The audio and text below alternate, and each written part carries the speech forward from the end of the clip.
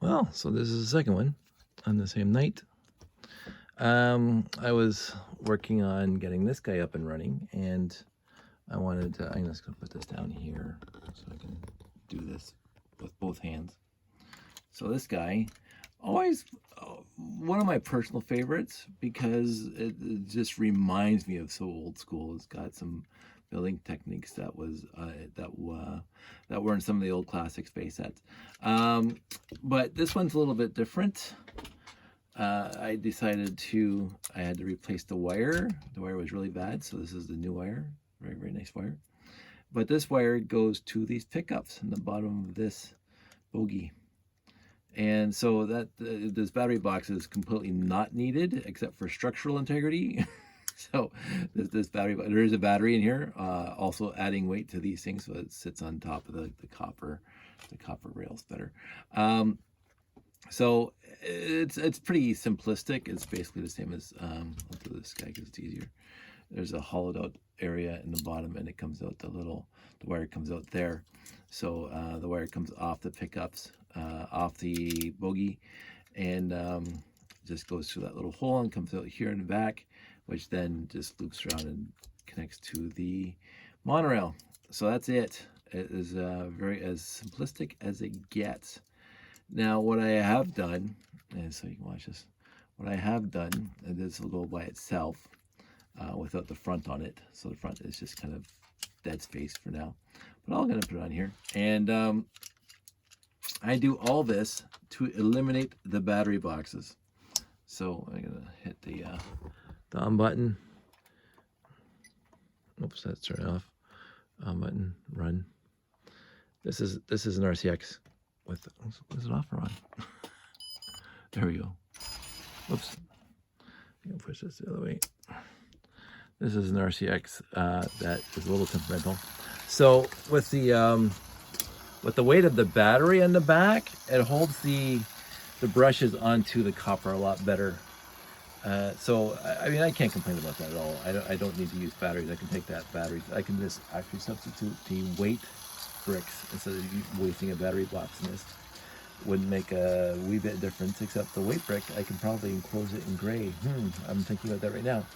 So the reason why I still have battery boxes in all my trains, and I really do have battery boxes in all my trains, even after I convert them over to copper rails, it's just in case the copper rails aren't working and you have to run a show. And so the failover is to just put batteries back in the battery box.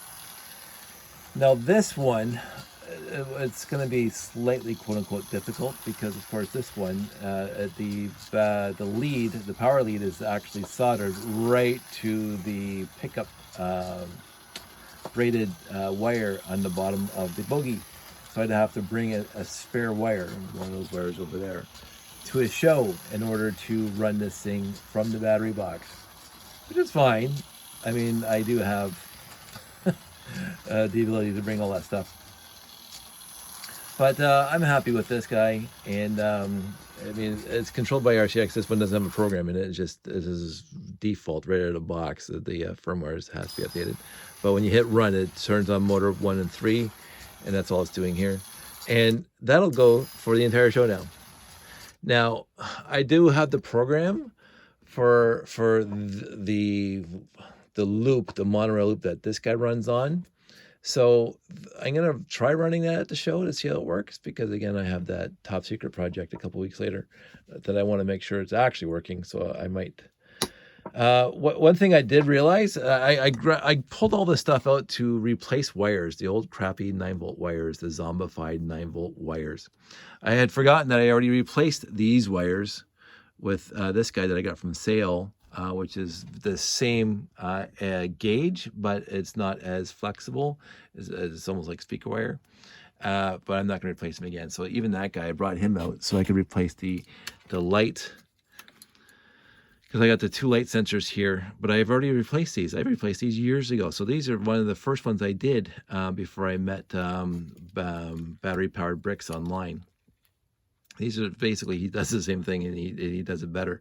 But I did these guys years and years ago for layout, and I completely forgot about it. So they're already done.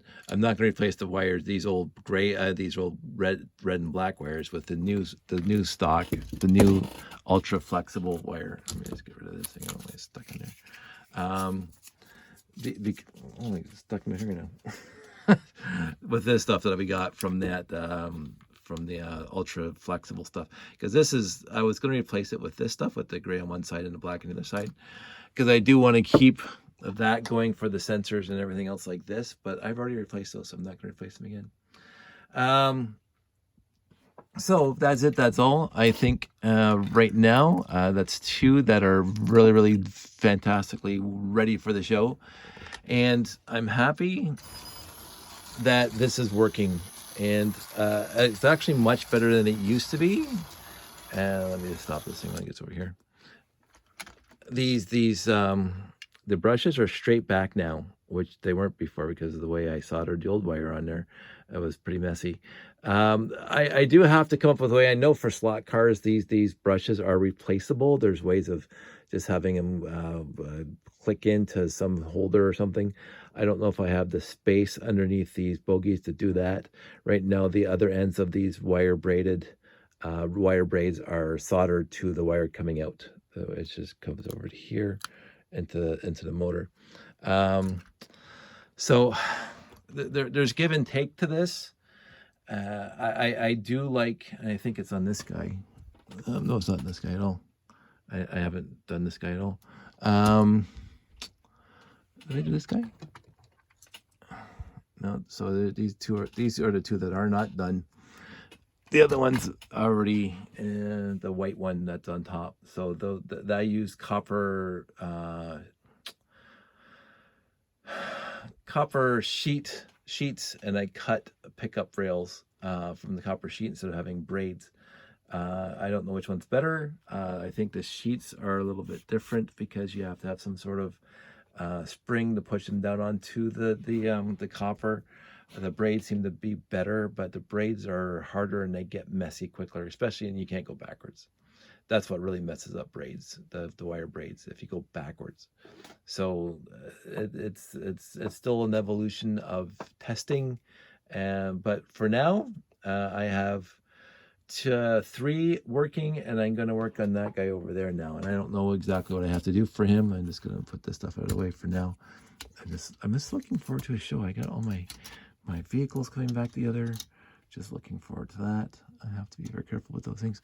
So let's have a quick look at this guy to see exactly how he's set up. I think I actually don't have to do anything with this guy because the 9-volt battery, because he's not even in a battery box. Oh, I do remember what I was going to do with this guy. I'm going to fix this thing up. Well, this comes to the front, right? So, yeah, it has to be replaced. So I soldered the 9-volt leads to old wire. So I'm going to replace that one now. So that's my next one. And then the last is going to be the train itself, because the train, you can see the 9-volt wire in there. It's really old and crappy and blah, blah, blah. So I'm going to be doing that. I don't know if I'm going to be doing it tonight, but I'm going to be doing it before Sunday. So there's where I am.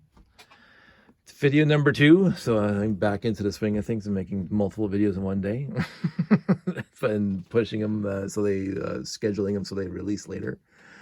While we're sitting here, I made this guy a long time ago using my Cricut.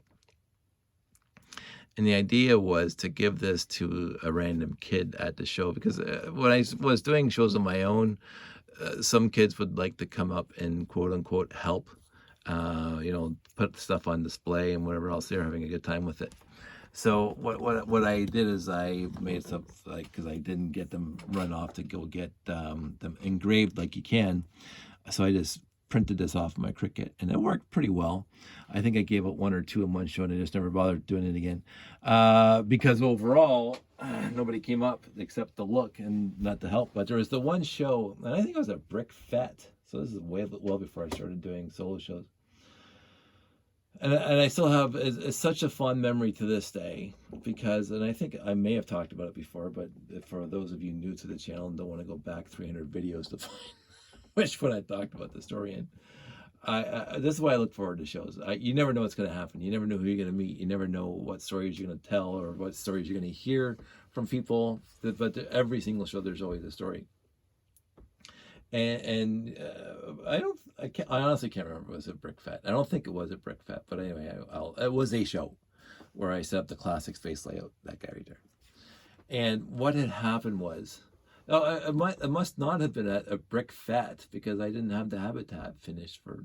Maybe the habitat was the last Brick Fest, last two Brick Fests, so it may have been at Brick Fest. But anyway, get past that part of the story. It was at a show, and I always have a slight concern if I'm not hyper vigilant watching the layout all the time that things will go walking, because it's not malicious, and I never want to think it's malicious, but 6-year-olds and whatever, they come up to the layout and they see minifigs and they always reach for them, and it's that's why minifigs are so popular for every single age. The very young kids love minifigs just like the rest of us. And they don't know not to touch, and that's fine, because I know that certain people don't like their layouts being touched or their displays being touched.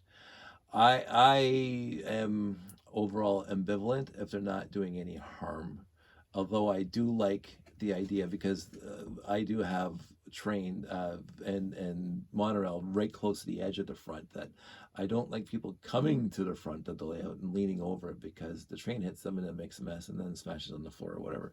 I've far too many crashes in my life at shows. But anyway, what happens is that when kids are hovering around the layout for a long period of time without parental supervision, mom and dad are on the phone, whatever, talking to friends, they invariably try to move stuff around or try to pick up minifigs.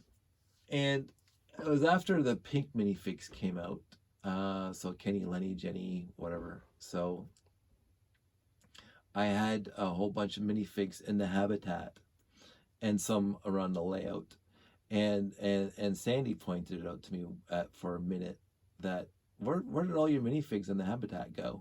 Because I have the 3 levels in the habitat, and there's that train platform waiting for the monorails, and so I have like at least 6 to 12 minifigs there on display, acting like they're waiting for the train to show up. Because again, in universe, I want the guys to look like they're doing something.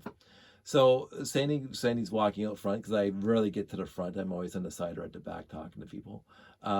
She says, where'd the guys go? And I come up front, and the entire habitat on the outside landing the train platforms are missing. They're not there. And I'm going, oh, for the love of everything. There was a little kid here earlier. She was hovering for a while, and I saw her reach out and touch a few things, and I wasn't going to admonish her at the time. But then I got distracted, and all of a sudden all the minifigs were gone. And my first instinct was the little the little kid took my minifigs.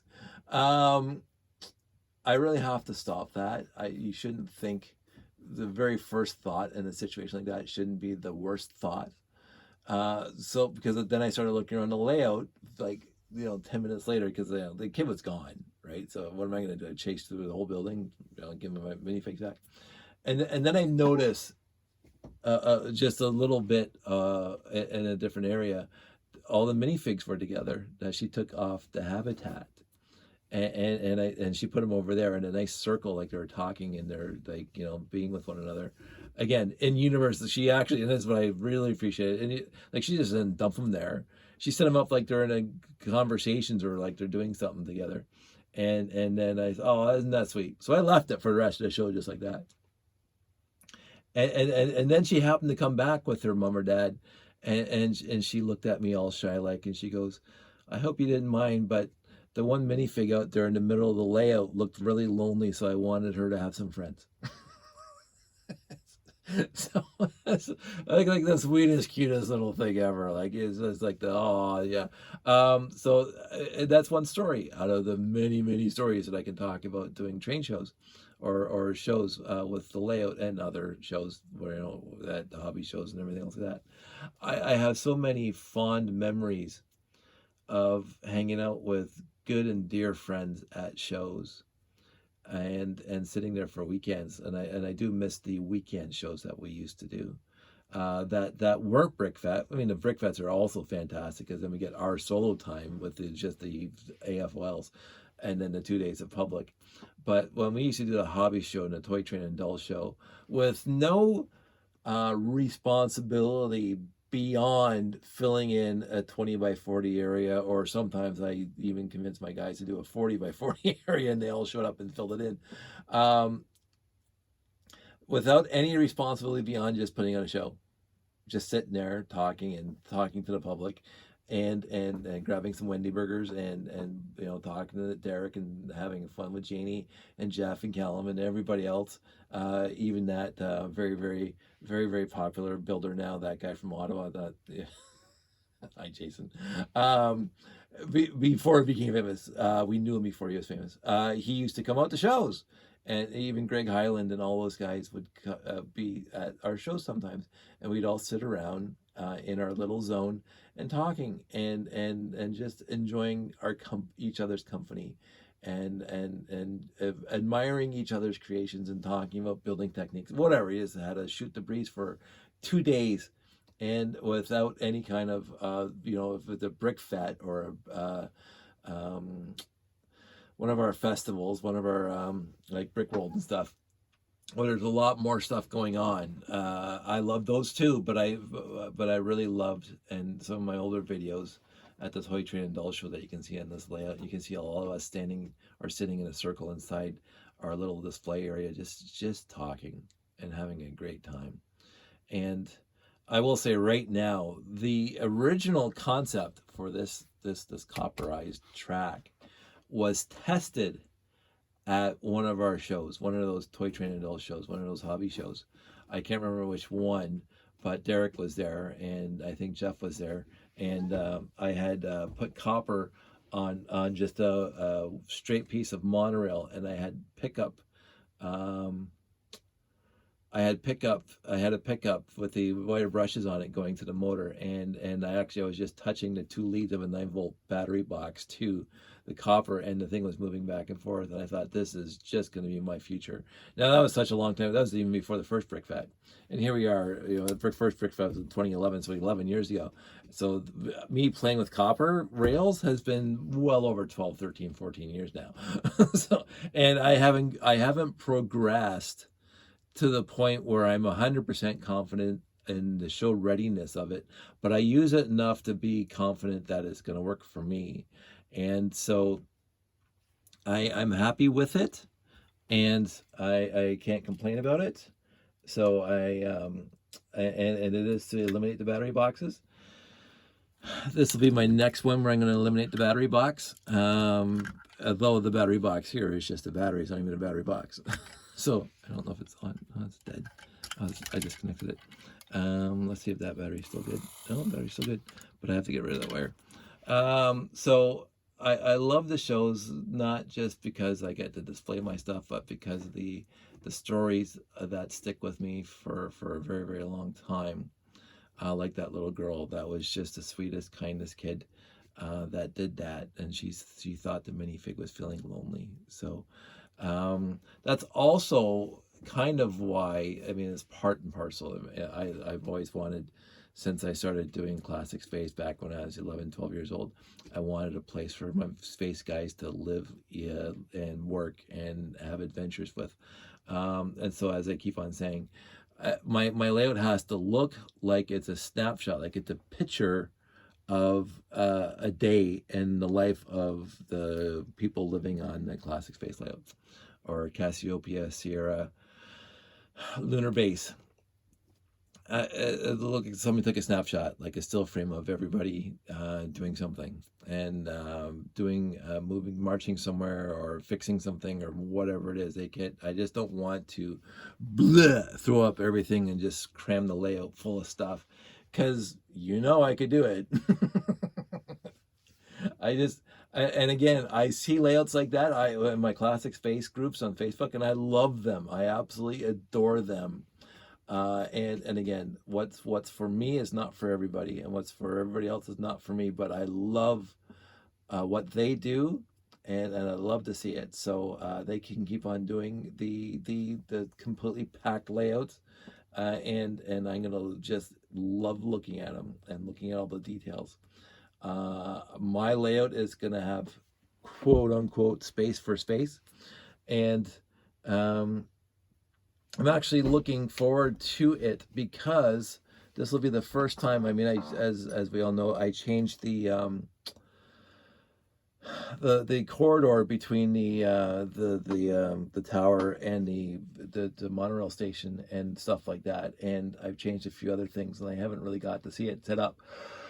Now, what I'm not going to do at the show on Sunday is set up the lighting. I am not going to bring my, if I can reach right now, my massively huge wiring harness that is, you know, that is required to light up the entire layout. I'm not going to worry about it because that adds time to do the setup. And again, I'm showing up at 7 and public show starts at 9. And so I'm not going to have a lot of time in order to do the wiring. But the wiring's going to come in a couple weeks later, and I'm going to have fun doing that. And that reminds me, I still have to solder up 3 more floodlight stanchions for that show. And so I have to get ready for that. I have to get that done because then there's no point in me doing what I'm doing on June 4th. So there's yet more work to do. But what the work tonight, and I'm already 21 minutes into this, and I should have gone to bed. The work in the next couple of days, well, today and tomorrow morning, is to finish replacing the wires on these monorails and the train. So I am ready for Sunday. That's all I have to do. And then I have to re-inventory because I pulled out all my monorail over there. It's piled there in a big, huge pile because I had to get access to all this stuff. To make sure I bring all the monorail track that I need for the show. I usually do an inventory. I have my little sheet. Oh, where is it? Very, very important sheet. You've seen this one before. I didn't do the wiring like this, by the way, where I was going to snake it through like that. I said, screw it. I just went straight across. So, but I do have this page. Where is it? That's not it. Is it not in this one? It might not be in this one. Well, that's not me. I thought it'd be in here. Sorry for the delay. Oh, here it is. This sheet shows you all the pieces that are required for the monorail. And so I'm gonna make sure before I put this thing away before Sunday morning that I'm good to go, because you know, I'm an hour away from home. If I don't have all the right monorail pieces, I guess there's gonna be a few loops that are not gonna be running, and I don't like that. So but everything else is packed up. I have all the buildings packed up. I have all the spaceships packed up. I have, except for this stuff right here. So all the monorail and the trains are out, and the monorail tracks out. Those are the 2 things that I have to put it back away before Sunday. Yeah, that's it. That's all. So again, I hope everybody's doing well, and I like doing the videos again, and I'm trying to be a little bit more on point, but that didn't happen right now. Sorry. And anyway, it really doesn't matter. I still love doing this stuff. So I want everybody out there to stay safe. If I see you on Sunday, it'll be awesome. If I don't, that's perfectly acceptable. You guys will be, you know, I'm going to put tons of videos online so you guys can see them. And we'll go from there. So everybody out there, stay safe, take care, and I'll talk to you soon.